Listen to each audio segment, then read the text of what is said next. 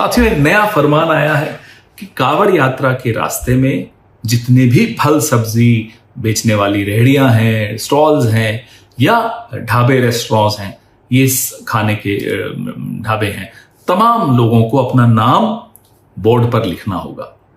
इसके पीछे की मंशा बड़ी स्पष्ट है, आप समझ गए होंगे।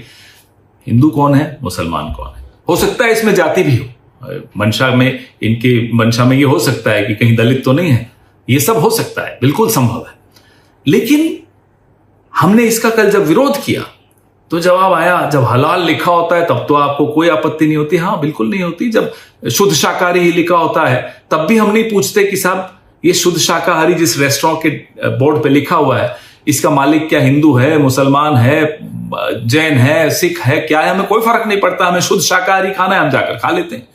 अब आप इंटरनेशनल एयरलाइंस में कहीं ट्रैवल करते हैं, कोशर फूड, तो ज्यूज को मालूम है हमारे लिए कोशर फूड जिनको खाना है वो खा सकते हैं। वो पूछते तो नहीं है ना कि शेफ कौन है, ज्यू है या क्रिश्चियन है या मुस्लिम है या हिंदू है, उनको कोई फर्क नहीं पड़ता।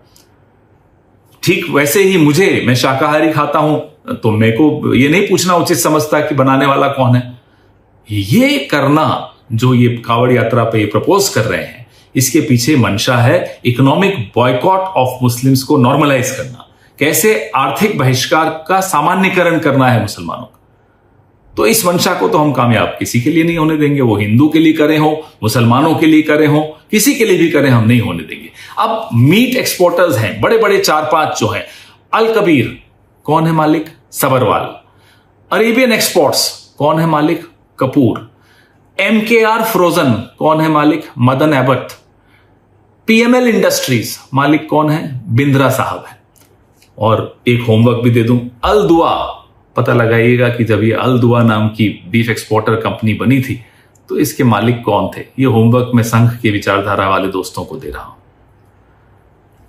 जिस तरह से अगर हिंदू मीट एक्सपोर्ट करता है तो रहती तो वो मीट ही है ना, या दाल चावल बन जाती है, वो मीट ही रहेगा। ठीक उसी तरह से अगर कोई अल्ताफ या रशीद आम अमरूद बेच रहा है तो आम अमरूद ही रहेंगे, वो गोश्त नहीं बन जाएंगे। तो ये संघ वाले जो लोग हैं बिना सोचे समझे जब कुछ काम करते हैं तो फंस जाते हैं, पहली ही आर्गुमेंट में धाराशाही हो जाते हैं। लेकिन जो षड्यंत्र ये लोग रच रहे हैं, हमारी आपकी जो एक तहजीब है, अब एक उस तहजीब में मुझे याद आता है अलीगंज लखनऊ में, वहां बड़ा मंगलवार के पीछे की जो कहानी है वो सुनकर बड़ा आनंद आता है।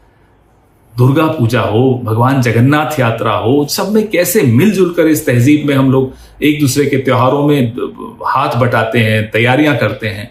उस तहजीब पर ये हमला बोल रहे हैं, और ये हमला सिर्फ उस तहजीब पर नहीं बोल रहे, हमारे आपके घरों में घुसकर तय करेंगे कि कौन क्या खाएगा, किससे खरीदेगा, क्या कपड़े पहनेगा, किस भाषा में बोलेगा। इनको अपने घरों में घुसने से रोकिए। अगर इनको अपने घरों में घुसने से रोकना है तो इस विचारधारा को अपने मोहल्ले से दूर रखिए, अपनी जीवन से दूर रखिए, अपनी विधानसभाओं और लोकसभाओं से दूर रखिए, अपने समाज से दूर रखिए। तभी हम अपने इस खूबसूरत हिंदुस्तान की तहजीब को बचा पाएंगे। जय Hind. Stay ahead with our cutting edge news app.